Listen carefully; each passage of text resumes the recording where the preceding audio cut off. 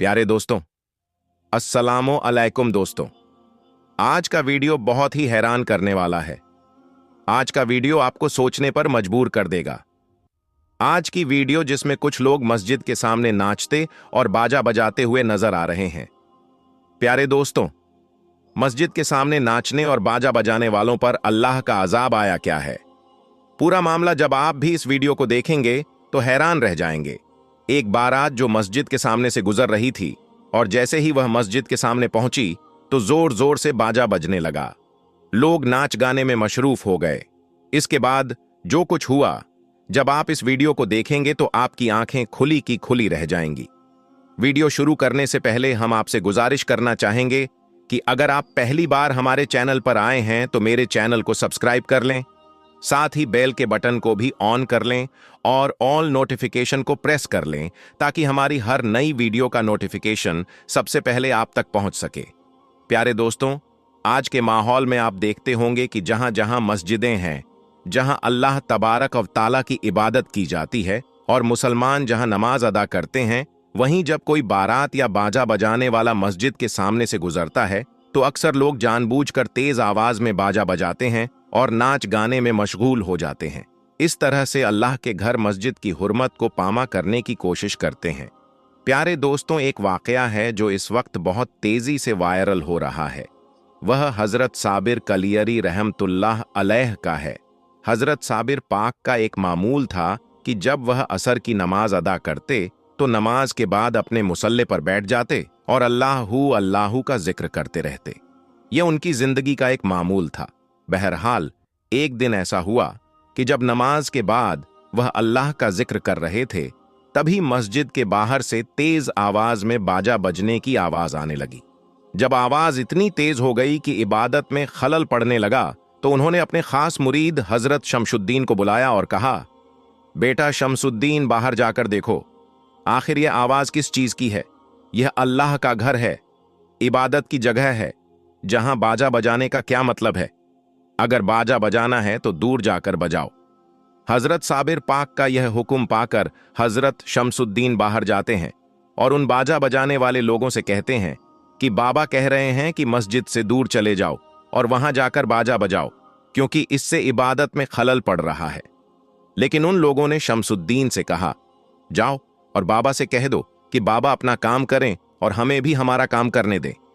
शमसुद्दीन ने उन्हें बहुत समझाया, लेकिन उन्होंने बात नहीं मानी। शमसुद्दीन वापस लौट आए और फिर वापस आकर मस्जिद में देखा कि आवाज और भी तेज हो गई है। इस पर हजरत साबिर पाक को गुस्सा आ गया और उसी गुस्से में उन्होंने शमसुद्दीन से कहा, क्या तुमने उन लोगों को नहीं बताया कि बाजा बंद करें? शमसुद्दीन ने जवाब दिया, बाबा, मैंने कहा था, लेकिन उन्होंने कहा कि बाबा से कह दो कि अपना काम करें और हमें हमारा काम करने दें। इतना सुनना था कि हजरत साबिर कलियरी रहमतुल्लाह अलैह को गुस्सा आ गया और उसी गुस्से के आलम में उन्होंने हजरत शमसुद्दीन से कहा, बेटा शमसुद्दीन, सामने मेरा जो पानी पीने का प्याला रखा है, जो सीधा है, तुम जाकर उसे उलट दो। जैसे ही साबिर पाक ने यह कहा, हजरत शमसुद्दीन ने आगे बढ़कर उस प्याले को पलट दिया और फिर सब लोग अल्लाह का नाम लेने लगे और अल्लाहू अल्लाहू का वृद्ध करने लगे। दोस्तों, थोड़ी ही देर बाद बाहर से चीख पुकार की आवाजें आने लगी। हजरत शमसुद्दीन दौड़ते हुए बाहर गए और देखा कि दो पहाड़ दोनों ओर से चलकर आ रहे हैं और लोगों में चीख पुकार मची हुई है। ऐसा लग रहा था कि यह पहाड़ उन सबको रौंद देंगे और सब उन्हीं पहाड़ों के नीचे दब जाएंगे। बहरहाल इस मंजर को देखकर हजरत शमसुद्दीन ने हजरत साबिर पाक के पास जाकर कहा, इन लोगों को माफ कर दीजिए, ना जाने कहां से यह दो बड़े बड़े पहाड़ आ रहे हैं और अगर आप इन्हें माफ नहीं करेंगे तो यह लोग मर जाएंगे। उधर जो बाहर नाच गाना कर रहे थे, उन्हें भी समझ में आ गया कि उन्होंने बाबा की नाफरमानी की है और इसी वजह से यह दोनों पहाड़ आ रहे हैं। वह जल्दी से नहा धोकर मस्जिद के बाहर आकर बाबा से माफी मांगने लगे।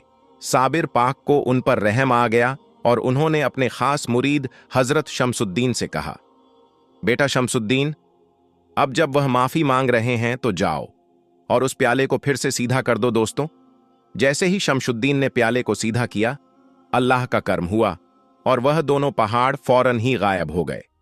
इस करामत को देखकर सभी लोग हजरत साबिर पाक के हाथों पर बेत करते हैं, कलमा पढ़ते हैं और मुसलमान हो जाते हैं।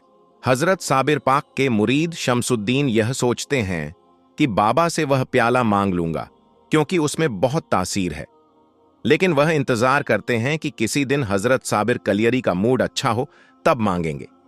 एक दिन जब साबिर पाक मुस्कुरा रहे थे तो हजरत शमसुद्दीन उनके पास गए और पूछा, बाबा क्या हाल है, तबीयत ठीक है? इस मौके का फायदा उठाकर उन्होंने साबिर पाक से कहा, बाबा आपका जो प्याला है वह मुझे दे दीजिए, उसमें बहुत तासीर है। अगर मुझे किसी से परेशानी होगी तो मैं भी उस प्याले को पलट दूंगा। इतना सुनते ही साबिर पाक को गुस्सा आ गया और उन्होंने कहा, बेटा शमसुद्दीन, क्या तुम्हें लगता है कि वह तासीर प्याले में है? नहीं, मैंने 40 सालों तक अल्लाह और उसके रसूल का जिक्र किया है। अगर तुम मेरा सीना चाक करोगे तो उसमें सिर्फ अल्लाह और उसके रसूल का जिक्र ही मिलेगा। वह तासीर मेरे प्याले में नहीं बल्कि मेरे कौल में है। यह तो एक इत्तेफाक था कि मैंने प्याले का नाम लिया था। अगर मैंने अपनी जूती का नाम लिया होता और तुम जूते को पलटते, तब भी अल्लाह उन लोगों को उनके अंजाम तक पहुंचा देता।